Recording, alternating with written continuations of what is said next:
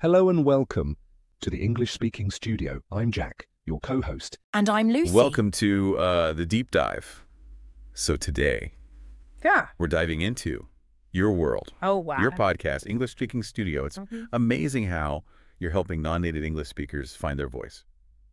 Yeah. Especially those everyday situations like work and travel. You know, ordering food, asking for directions, even nailing that job interview.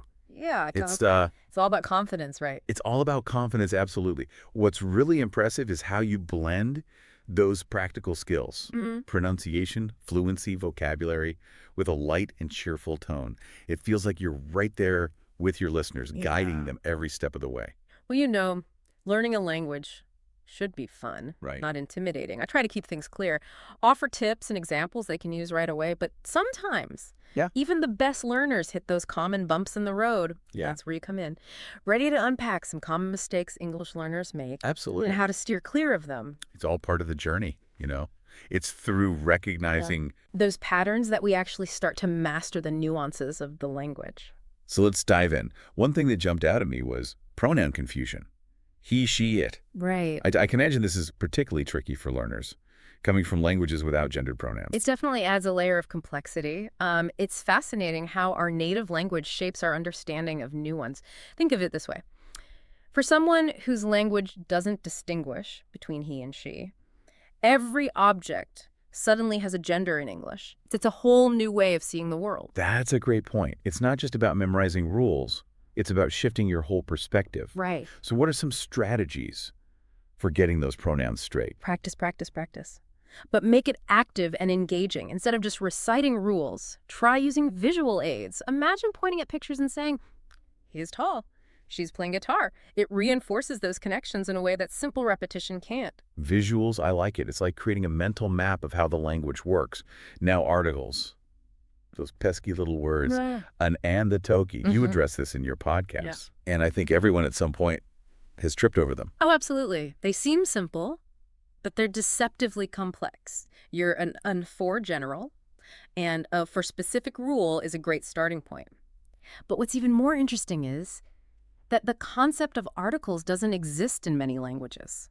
So learners are not only grappling with new words, but also a completely new grammatical concept. That's a good point. It's not just about the words themselves, but the underlying logic of how they're used. Exactly. It's like learning a new code. And sometimes that code leads to some interesting errors. Right. You highlighted a great example in your podcast. I have 30 years. Grammatically sound, but not how a native speaker would say it. It's true. And it's like translating word for word without capturing the natural flow of the language. And that brings us to another common pitfall, over-reliance on direct translations. It's tempting, but it often creates awkward or even nonsensical phrases. Instead of translating word by word, encourage learners to embrace phrases and expressions as they're commonly used in English. Think of it as learning the language's music, rather than just its individual notes. That's a beautiful analogy. It's about listening to the rhythm and flow of natural English. Soaking it up from movies, podcasts, conversations. Precisely. And speaking of rhythm and flow, let's talk about verb tenses. Yes. The past, present, future. Keeping it all straight can be tough. For sure. You gave a great example in your podcast. I go to the store yesterday. So close, yet so far. It highlights how important time markers are. Words like yesterday, tomorrow, last week, they're like signposts guiding us towards the correct tense. And a simple tip, encourage your listeners to practice with short sentences, focusing on one specific tense at a time. It's about building that solid foundation before tackling more complex structures. Building blocks. I love that. Starting simple and gradually adding layers of complexity. Okay, so we've covered pronouns, articles, direct translations, and verb tenses. Feeling overwhelmed yet? Not at all. It's fascinating to see how these seemingly small errors can actually reveal so much about the inner workings of language. Okay, good. Because we're just getting started. Up next, something that could be a real confidence killer. Pronunciation. Uh-oh. Ready to tackle that one? Absolutely. It's a challenge, but it's also where the fun begins. Let's dive in. English pronunciation can be a wild ride, especially with our creative spelling. Words like knife and island. I think they were invented just to confuse people. Sometimes it feels like the rules just don't apply. But in your podcast, You offer a really practical approach. Listen and repeat. Oh, yeah. You encourage learners to immerse themselves in the sounds of English through movies, music, and of course, podcasts. That's where the magic happens. It's not just about studying the rules. It's about training your ear. The more you hear those sounds in context, Okay. the more natural they become. And it's fun. Right. You can curl up with a good movie or put on your favorite tunes Yeah. and absorb the language Yeah. without even realizing you're learning. Exactly. It's about finding those enjoyable ways to engage with the language. Now let's move on to another area where learners often get tripped up. Those pesky ing verbs. You know, I never really thought about this one before, but you're right. It's easy to misuse those ing forms, especially when you're trying to express yourself quickly. It's a subtle distinction, Yeah. but it can make a big difference in how natural you sound.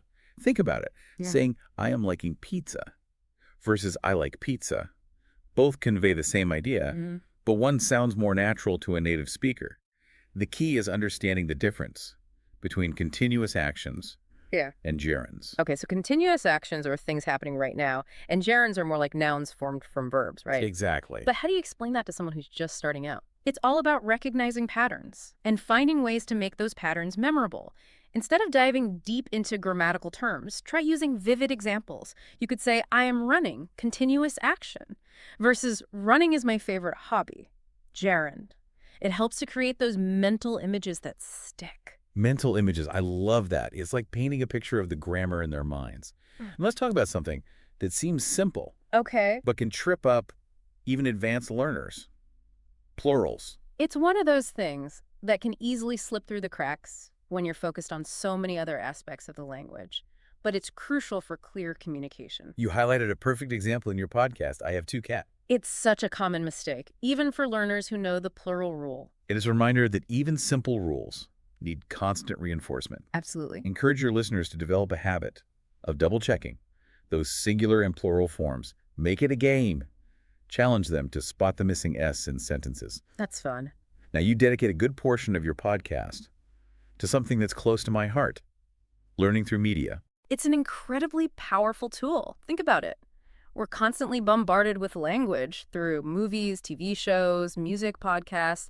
It's a natural and enjoyable way to absorb the rhythms and nuances of English. It's like immersing yourself in a language bath.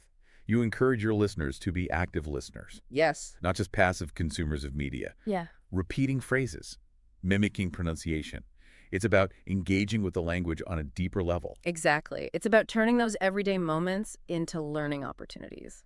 Imagine watching your favorite TV show with English subtitles or listening to a podcast while jogging. It's all about integrating language learning into your daily routine. And one thing that really stood out to me Yeah. was your emphasis on idioms and expressions. Good. Those can be so tricky for non-native speakers. They are. Idioms often don't translate literally, so they can be really confusing. But they're also what gives a language its flavor, Wow. its personality. You don't shy away from them in your podcast. You explain them clearly, give examples, and even encourage listeners to try using them in their own conversations. It's about giving them the tools to not just understand English, but to truly express themselves in it. Idioms can be intimidating, but they can also be a lot of fun. Imagine the sense of accomplishment when a learner uses an idiom correctly in a conversation. It's like unlocking a secret code. Yes, it is. And that leads us to another important aspect of your podcast, creating a supportive learning environment. Language learning can be challenging, and it's important to have a space where it's okay to make mistakes, ask questions, and celebrate successes together. You do a fantastic job of fostering that sense of community through your podcast. Thank you. Encourage your listeners to connect with each other, share their experiences, Yeah. and support each other's learning journey. It's amazing how technology can bring people together.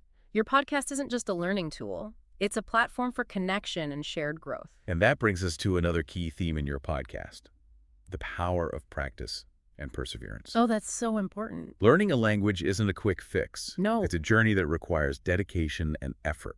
You're a big advocate for consistency, for making language learning a part of your daily routine, even if it's just for a few minutes each day. Small steps, big results. Yeah. You constantly remind your listeners that progress takes time and that it's okay to have setbacks along the way. Yes. The important thing is to keep going, to keep learning, to keep growing. It's about fostering that growth mindset That belief that anyone can achieve fluency with the right approach and a healthy dose of determination. And you know what really struck me about your podcast? Hmm. Is how you weave those motivational messages Yeah. throughout your content. It's not just about the technical aspects of language learning. It's about inspiring your listeners to believe in themselves and their ability to achieve their goal. It's about empowering them to find their voice, to express themselves confidently, to connect with the world in a meaningful way. And that's something truly special. It is. And speaking of special, I think it's time for a little fun. Okay. Are you ready for our quiz segment? Bring it on. I'm sure our listeners are eager to test their knowledge. All right, listeners. Are you ready to put your English skills to the test? Our expert has put together a few quick questions based on what we've discussed today. No pressure. It's all about having fun and seeing how much you've absorbed. Remember, the goal isn't to be perfect. It's to learn and grow. So even if you don't get every answer right, don't worry. Every mistake is a learning opportunity. Exactly. So let's jump right in. Okay. First question, fill in the blank. Yesterday, I blanked to the cinema. Think back to our chat about time markers and those tricky verb tenses. What tense do we need when talking about something that happened yesterday? I bet our listeners are already forming the correct answer in their minds. I hope so. The answer is went. Yesterday, I went to the cinema. So you're already mastering those past tense verbs. Okay, next question. True or false? I am loving this podcast is grammatically correct. Ooh, this is a tricky one. It sounds almost right, doesn't it? But is it really the most natural way to say it? It's tempting to use the I Ching form here, but the correct way to express your enthusiasm would be simply, I love this podcast. Yes. Sometimes keeping it simple is best. All right, last quiz question. Which is correct? I have 3 apples, or I have 3 apples. Remember those sneaky plurals? This one should be a breeze. Always double check that subject-verb agreement. The correct sentence is I have 3 apples. Give yourselves a round of applause. You've aced our mini quiz. But more importantly, you're on the path to English mastery. You've got this. You know what truly stands out about your podcast is the genuine passion you bring to this topic. It's clear you're not just teaching English, you're empowering people, giving them the tools to connect with others, to express themselves, to experience the world in a whole new way. And that's what makes this whole journey so rewarding. To see people gaining confidence, finding their voice, and achieving their dreams. It's amazing what language can do, isn't it? It truly is. It's a bridge between cultures, a key to unlock countless opportunities. And your podcast is a fantastic guide for anyone embarking on that journey. So to all our listeners out there, keep exploring, keep practicing, and keep that positive energy flowing. You're doing amazing. And remember, every mistake is a step forward. Every challenge is a chance to grow. Keep that in mind, and you'll be speaking English like a pro in no time. Thank you for joining us on the Deep Dive today. We'll be back soon with another insightful exploration. Until then, keep learning, keep growing, and keep those conversations flowing.